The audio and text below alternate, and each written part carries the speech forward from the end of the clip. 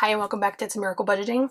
I am doing today one of my most exciting videos that I've done in a long time, and I'm sorry for my voice, I'm losing it, I'm not sure why, but I thought I never would be able to make the progress that I've made, so I've been really excited to make this video.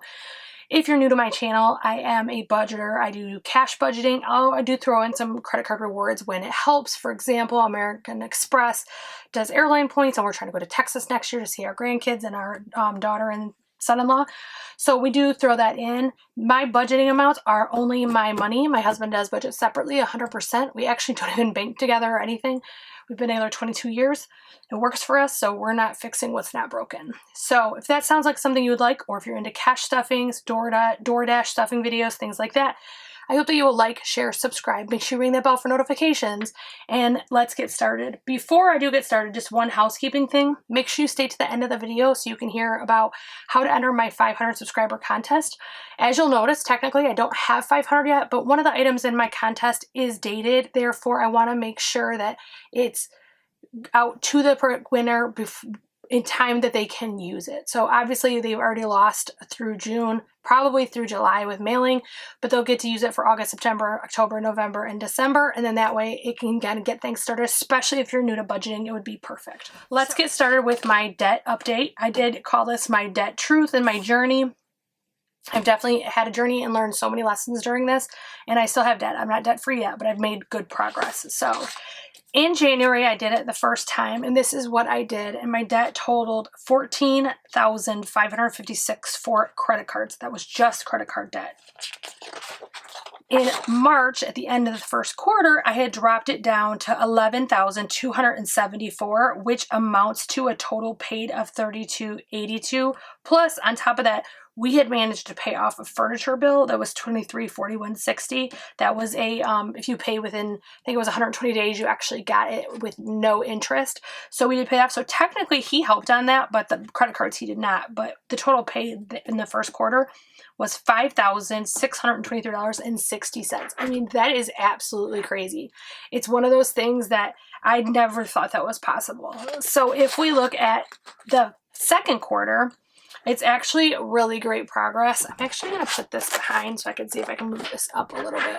There we go. I don't want to zoom out anymore because you won't be able to see anything. But my balances when I did this on 6/30 was $7,383.33. So if we go back to that first page, it was originally $14,556. So basically I've paid off more than half of my credit card debt in 2 quarters.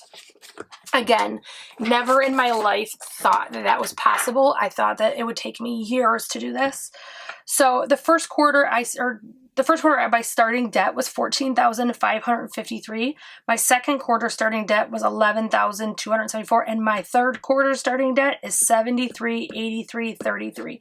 So total paid today is $7,167. Excuse me, can't talk. $7,172.67. That is crazy, and that is not all that I paid. So it shows you when you are disciplined what you can accomplish. Now, let's just be really frank. This is from DoorDashing, this is from side hustles, and this is from my salary. My husband's salary did not contribute, nothing like that. But I did go out and, like it's recommended in the Dave Ramsey plan, go out and find additional income to tackle your debt. And I'm committed to that. I DoorDash almost every day, and I bring something to the table. So that's where my credit cards left off, a little over $7,000. So we look at my car loan that started off in January. I didn't get exactly in the first, but it was at my first due payment. I had $78.42.22, and in that first quarter, I only paid off for the principal. I'm not talking about interest. Off the principal, I paid $638.61. So if we go to the third quarter, the balance now is $42.03.09, which is a huge distinct difference from $78.42. So again, I paid off half of my credit cards, and I've paid off almost half of my car loan. So at the end of the first quarter, we're looking at it being about $42.03.09, excuse me. And the second quarter, we're looking at it being $42.03.09. So if we go back to student loans, in January I gave the totals. This is shocking and like literally makes me nauseous to think about, so I avoid this whenever I can, although these are going to be my next thing tackled, is I owe $160,061.80 in student loans to the federal government. $154,311 is the principal, and $57.50 is the interest. So I am going to be tackling that next. But right now, there is no interest until September, and so I'm not touching those. I'm concentrating on my other debt because I will be able to move that snowball over to student loans when I'm done. So as of the first quarter, it was the exact same total. And if we look at the second quarter, exact same total. Nothing changed, nothing due. It's everything's in deferment. So if we look at the total owed, and this is kind of messy and I realize that, but I wanted to keep the same system. So my total debt for everything, credit card, student loans, and auto, and when I started this in January, I started in October, but started tracking it in January, was $182,461. Yes, $182,461. That is just, again, nauseating. So as we ended the second quarter, my total was $178,539. So the total paid within that quarter is $3,921.39. However, from the time I started my budgeting and started doing everything, we're actually at $62.99, meaning October 15th is when I did my very first paycheck budget. In this cash system, I've been doing budget by paycheck for 20 years, but I picked up on this system, and since that day, I've paid $62.99 for the first quarter.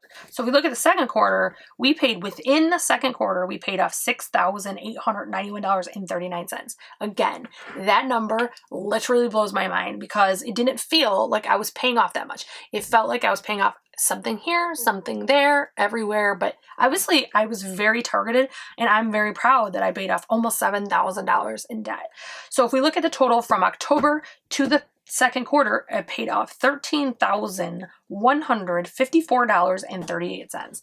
That is a mind-blowing number. That is literally something that I never thought I would achieve. I know it sounds sad to not believe in yourself, but budgeting is not hard for me. Paying the bills is not hard for me, but spending and restricting my spending is very difficult. Case in point, I have an example. Right now, I really, really, really, really want the new Fenty Beauty Tinted Moisturizer. I have no need for it. Zero. I have probably 25 tinted moisturizers. There's zero need.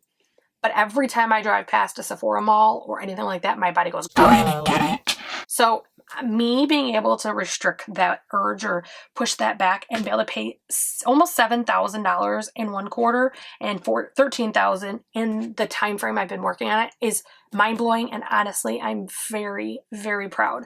I think I did a wonderful job. So we're now in the second quarter, so I'm going to be working on cards. And if I go back to my credit card list, the last one,